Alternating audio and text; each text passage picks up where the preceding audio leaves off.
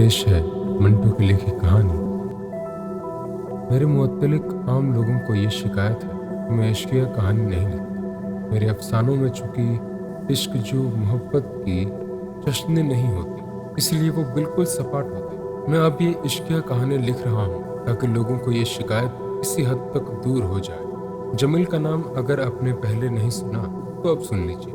उसका तारुफ मुख्तसर तौर पर कराए देता हूँ। वो मेरा लंगोटिया दोस्त था। हम इकट्ठे स्कूल में पढ़े, फिर कॉलेज में एक साथ दाखिल हुए। मैं एमए में फेल हो गया और वो पास। मैंने पढ़ाई छोड़ दी मगर उसने जारी रखी। डबल एमए किया और मालूम नहीं कहाँ गायब हो। सिर्फ इतना सुनने में आया था कि उसने एक 5 बच्चों वाली माँ से शादी कर ली और आबादान चला गया। वहां से वापस आया या वहीं रहा, इसके मुतल्लिक मुझे कुछ नहीं मालूम। जमीला बड़ा आशिकी मिजाज का था। स्कूल के दिनों में उसका जी बेकरार रहता था कि वो किसी लड़की के मोहब्बत में गिरफ्तार हो जाए। मुझे ऐसी गिरफ्तारी से कोई खास दिलचस्पी नहीं थी, लेकिन उसकी सरगर्मियों में जो इश्क से मुतल्लिक होती बराबर का हिस्सा लिया करता था। जलिम दराज कद नहीं था मगर अच्छे खदो खाल का मालिक था। मेरा मतलब है कि उसे खूबसूरत न कहा जाए तो उसके कबूल सूरत होने में शको शुबहा नहीं था। रंग गोरा और सूखी माइल, तेज तेज करने वाला, बला का जहीन, इंसानी नफ्सियत का तालीम ए इल्म बड़ा सेहतमंद। उसके दिलो दिमाग में सीने बुलूगत तक पहुंचने से कुछ अरसा पहले ही इश्क करने की जबरदस्त ख्वाहिश पैदा हो गई थी। उसको गालिब के इस शेर का महफूम अच्छी तरह मालूम था। इश्क पर जोर नहीं कि लगाए न लगे और बुझाए न बुझे, मगर इसके बरअक्स वो ये आग खुद अपनी माचिस से लगाना चाहता। उसने कोशिश में कोई माचिस से जलाई। मेरा मतलब है कि कई लड़कियों के इश्क में गिरफ्तार हो जाने के लिए नए सूट सिलवाए, बढ़िया से बढ़िया टाइयां खरीदी, सेंट सैकड़ों कीमती शीशियां इस्तेमाल की, मगर ये सूट, टाइयां और सेंट उसकी कोई मदद न कर सके। मैं और वो दोनों शाम को कंपनी बाग का रुख कर। वो खूब सजा बना होता, उसके कपड़ों से बेहतरीन खुशबू निकल रही होती।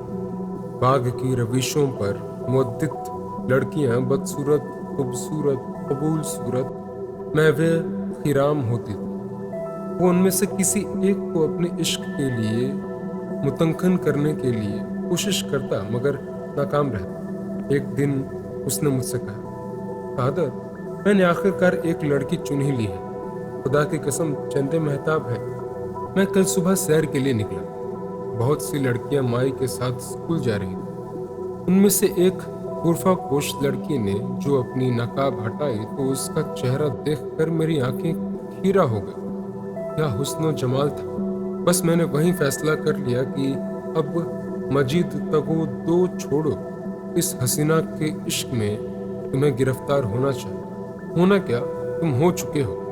उसने फैसला कर लिया कि वो हर रोज सुबह उठकर उस मकाम पर जहां उसने इस काफिर जमाल हसीना को देखा था पहुंच जाया करेगा और उसको अपनी तरफ मुजव्वत करने की कोशिश करेगा। उसके लिए उसने जहीन दिमाग ने बहुत से प्लान सोचे थे। एक जो दूसरे मुकाबले के ज्यादा काबिल ए अलम और वजूद असर था, उसने मुझे बता दिया। उसने हिसाब लगाकर सोचा था कि 10 दिन मुतवासिर उस लड़की को एक ही मकाम पर खड़े रहकर देखने और घूरने से इतना मालूम हो जाएगा कि उसका मतलब क्या है, यानी वो क्या चाहता है। इस मुद्दत के बाद वो उसका रद्द अमल मुलाहिजा करेगा और इस लज्जे के बाद कोई फैसला मुतरब करेगा। ये अगलब था कि वो लड़की उसका देखना घूरना पसंद न करे। माई से या अपने वालिदैन से उनके गैर अखलाकी रवैया की शिकायत कर दे।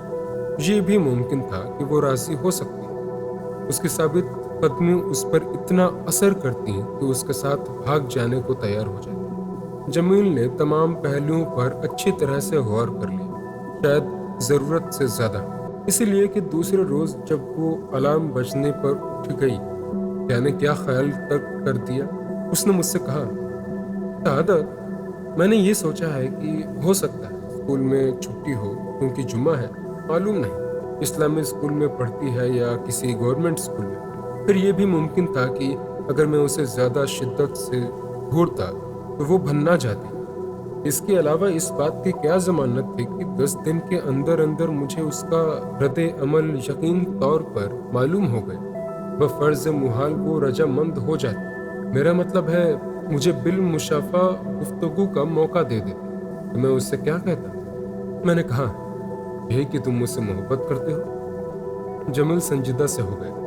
یار، مجھ سے کبھی کہا نہ جاتا۔ تم سوچو نا، اگر یہ سن کر وہ میرے منہ پر تھپڑ دے مارتی کہ جناب آپ کو کیا اس کا حق حاصل ہے، تو میں کیا جواب دیتا؟ زیادہ سے زیادہ میں کہہ سکتا کہ حضور محبت کرنے کا حق ہر انسان کو حاصل ہے، مگر وہ ایک اور تھپڑ میرے مار سکتی تھی کہ تم بکواس کرتے ہو، کون کہتا ہے کہ تم انسان ہو؟ قصہ مختصر سے یہ کہ جمیل اس حسین و جمیل لڑکی کی محبت میں خود کو اپنی تجزیہ خودی کے باعث گرفتار نہ کر سکا، مگر اس کی خواہش بدتصور موجود تھی۔ ایک اور خوبرو لڑکی اس کی تلاش کرنے والی نگاہوں کے سامنے آئی۔ اس نے فوراً ہتھیا کر لیا کہ اس سے عشق لڑانا شروع کر دیا۔ جمیل نے سوچا کہ اس کے خط و کتابت کی جائے، چنانچہ اس نے پہلے خط کے کئی مصوبے پھاڑنے کے بعد ایک آخری عشق کو محبت میں شرابور تحریر مکمل کی، جو میں یہاں مینو ان نقل کرتا ہوں۔ جانے جمیل، اپنے دل کی دھڑکنیں سلام کے طور پر پیش کرتا ہوں۔ حیران نہ ہوئیے گا کہ یہ کون ہے جو آپ سے یوں بے دھڑک ہم کلام ہے۔ میں عرض کیے دیتا ہوں، کل شام کو 6:15 بجے، نہیں 6:11 پر جب آپ امرت سینا کے پاس سے تانگے میں سے اتری تو میں نے آپ کو دیکھا تھا۔ بس ایک ہی نظر میں اس نے مجھے مشہور کر لیا۔ آپ اپنی سہیلیوں کے ساتھ پکچر دیکھنے چلی گئی تھی اور میں باہر کھڑا آپ کو اپنی تصور کی آنکھوں میں مختلف روپوں میں دیکھتا رہا۔ 2 گھنٹے کے بعد آپ باہر نکلیں، پھر زیارت نصیب ہوئی اور میں ہمیشہ ہمیشہ کے لیے آپ کا غلام ہو گیا۔ میرے سمجھ میں نہیں آتا کہ آپ کو اور کیا لکھوں۔ پوچھنا چاہتا ہوں کہ آپ میری محبت کو اپنے حسن و جمال کے شایان شان سمجھیں گی یا نہیں؟ اگر آپ نے مجھے ٹھکرا دیا تو میں خودکشی نہیں کروں گا، زندہ رہوں گا تاکہ آپ کے دیدار ہوتے رہیں۔ آپ کے حسن و جمال کا پستار، جمیل۔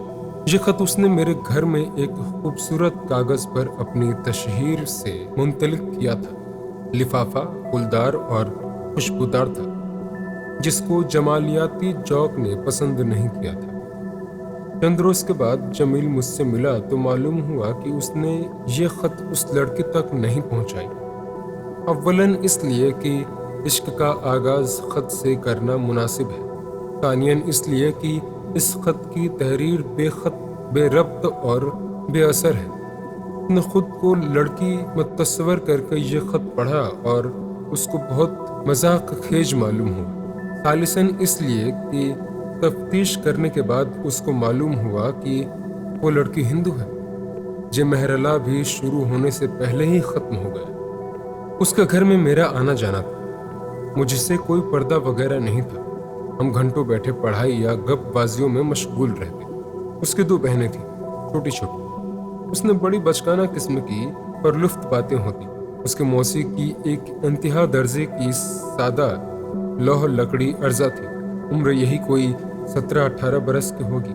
اس کا ہم دونوں بہت مذاق اڑایا کرتے تھے۔ جمیل کی جب دوسری کوشش بھی بار آور ثابت نہ ہوئی تو وہ 2 مہینے تک خاموش رہا۔ اس دوران اس نے عشق میں گرفتار ہونے کی کوئی نئی کوشش نہ کی۔ اس کے بعد اس کو ایک دم دورہ پڑا اور اس نے 1 ہفتے کے اندر 5-6 لڑکیاں اپنے عشق کی بندوق کے لیے نشانے کے طور پر منتخب کر لی، پر نتیجہ وہی ڈھاک کے 3 پات۔ صرف 4 لڑکیوں کے متعلق مجھے اس کی عشقیہ مہم کے بارے میں علم ہے۔ پہلی نے، جو اس کی دور دراز کی رشتہ دار تھی، اپنی ماں کے ذریعے اس کی ماں تک یہ الٹیمیٹم بھجوا دیا کہ اگر جمیل نے اس کو پھر بری نظر سے دیکھا تو اس کے حق میں اچھا نہ ہوگا۔ دوسری غور سے دیکھنے پر چیچک کے داغوں والی نکلی۔ تیسری کی 6ویں 7ویں روز ایک کسائی سے منگنی ہو گئی۔ چوتھی کو اس نے ایک لمبا عشقیہ خط لکھا جو اس کی موسی کی بیٹی ارزا کے ہاتھ آ گیا، معلوم نہیں کس طرح، پر جمیل اس کا مذاق اڑایا کرتا تھا۔ اب اس نے اڑانا شروع کر دیا، اتنا کہ جمیل کی ناک میں دم آ گیا۔ جمیل نے مجھے بتایا، شہادت، یہ ارزا جسے بیوقوفی کی حد تک سدا لوح سمجھتی ہے، سخت ظالم ہے، سب سمجھتی ہے۔ جس لڑکی کو میں نے خط لکھا تھا اور غلطی سے اپنے میز کے دراز میں رکھ کر یہ سوچنے میں مشغول تھا کہ وہ اس کا کیا جواب دے گی، یہ کمبخت جانے کیسے لے اڑی، اب اس نے میرا ناکتہ بند کر دیا۔ بعض اوقات ایسی تلخ باتیں کرتی ہے کہ مجھے رلاتی ہے اور خود بھی روتی ہے۔ میں تو تنگ آ گیا ہوں۔ اس سے بہت زیادہ تنگ آ کر اس نے اپنے عشق کی مہم اور تیز کر دی۔ اب کہ اس نے 14 لڑکیاں چنی، مگر اچھی طرح غور کرنے کے بعد اس میں سے صرف ایک باقی رہ گئی۔ 10 اس کے مکان سے بہت دور رہتی تھیں، جن کو ہر روز حتمی طور پر دیکھنے کے متعلق اس کا دل گواہ نہیں دیتا۔ 2 ایسی تھیں جن کا خاندانی ہونے کے بارے میں اسے شبہ تھا۔ 12 ہوئیں۔ 13ویں نے ایک دن ایسی بری طرح گھورا کہ اس کا اوسان خطا ہو گیا۔ 14ویں کو، جو کہ 14ویں کا چاند تھی، مختلف ہو جاتی، مگر وہ کمبخت کمیونسٹ تھی۔ جمیل نے سوچا کہ اس کا التفات حاصل کرنے کے لیے وہ ضرور کمیونسٹ بن جاتا، کھادی کے کپڑے پہن کر مزدوروں کے حق میں 10-12 تقریریں بھی کر دیتا۔ مگر مصیبت یہ تھی کہ اس کے والد صاحب ریٹائرڈ انجینئر تھے، اس کی پینشن یقیناً بند ہو جاتی۔ یہاں سے نا امید ہوئی تو اس نے سوچا کہ عشق بازی فضول ہے، شرافت یہی ہے کہ وہ کسی سے شادی کر لے، اس کے بعد اگر طبیعت چاہے تو اپنی بیوی کی محبت میں گرفتار ہو جائے۔ چنانچہ اس نے مجھے اس فیصلے سے آگاہ کر دیا تھا۔ طے یہ ہوا کہ وہ اپنی امی جان اور ابا جان سے بات کرے۔ بہت دنوں کی سوچ وچار کے بعد اس نے ایک گفتگو کا مسودہ تیار کیا۔ سب سے پہلے اس نے اپنی امی سے بات کی۔ وہ خوش ہوئی۔ ادھر ادھر اپنے عزیزوں میں انہوں نے مزیل کے لیے موجودہ رشتہ ڈھونڈنے کی کوشش کی، مگر ناکام ہوئی۔ پڑوس میں خانہ بہادر صاحب کی لڑکی تھی، ایم اے، بڑی چہین اور طبیعت کی بہت اچھی، مگر اس کی ناک چپٹی تھی۔ خالہ کی بیٹی حسن آرا تھی پر بے حد کالی، سگرا تھی، مگر اس کے والدین بڑے خسیس تھے۔ دہیز میں جتنے جوڑے جمیل کی ماں چاہتی تھی، اس سے وہ آدھے دینے پر بھی رضامند نہیں تھی۔ ارزا کا تو کوئی سوال ہی پیدا نہیں ہوتا تھا۔ جمیل کی ماں نے بڑی کوشش کے بعد راول پنڈی کے ایک معزز اور معتول خاندان کی لڑکی سے بات چیت طے کر لی۔ جمیل اپنی ناکام عشق بازیوں سے اس طرح تنگ آ گیا تھا کہ اس نے اپنی ماں سے یہ بھی نہ پوچھا کہ شکل و صورت کیسی ہے۔ ویسے اس نے اپنے زندہ تصور میں اس کا اندازہ لگا لیا تھا اور مفصل طور پر سوچ لیا تھا کہ وہ اس کی محبت میں کسی طرح گرفتار ہوگا۔ یہ سلسلہ کافی دیر تک جاری رہا۔ میں خوش تھا کہ جمیل کی شادی ہو رہی ہے۔ اس کے مرض متعلق بعشق کا ایک فقط یہی واحد علاج تھا۔ 6 مہینے گزر گئے۔ آخر راول پنڈی کے اس معزز اور متول خاندان جس کا نام غالباً شریف تھا، اس کی منگنی ہو گئی۔ یہ تقریب اسے سسرال کی طرف سے ہیرے کی انگوٹھی ملی جو وہ ہر وقت پہنے رہتا تھا۔ اس پر اس نے ایک نظم بھی لکھی جس کا کوئی شعر مجھے یاد نہیں۔ 1 برس تک سوچتا رہا کہ اسے اپنے دلہن کو کب اپنے یہاں لانا چاہیے۔ آدمی چونکہ آزاد اور روشن خیال قسم کا تھا، اسی لیے اس کی خواہش کی تھی ماں باپ سے علیحدہ اپنا گھر بنائے۔ یہ کیسا ہونا چاہیے، اس میں کس ڈیزائن کا فرنیچر ہو، نوکر کتنے ہوں، ماہور خرچ کتنا ہوگا، ساس کے ساتھ اس کا کیا سلوک ہوگا۔ ان تمام اموروں کے بارے میں اس نے کافی سوچ وچار کی۔ نتیجہ یہ ہوا کہ لڑکی بلے تنگ آ گئی۔ وہ چاہتے تھے کہ رخصتی کا مرحل جلد از جلد طے ہو۔ جمیل اس بارے میں کوئی فیصلہ نہ کر سکا، لیکن اس کی امی نے ایک تاریخ مقرر کر دی۔ کارڈ وارڈ چھپ گئے، ولیمے کی دعوت کے لیے ضروری سامان کا بندوبست کر دیا گیا۔ اس کے والد بزرگوار شوق محمد اصلاحی صاحب ریٹائرڈ انجینئر بہت مسرور تھے، مگر جمیل بہت پریشان تھا، اس لیے کہ وہ اپنے بننے والے گھر کا آخری نقشہ تیار نہیں کر سکا تھا۔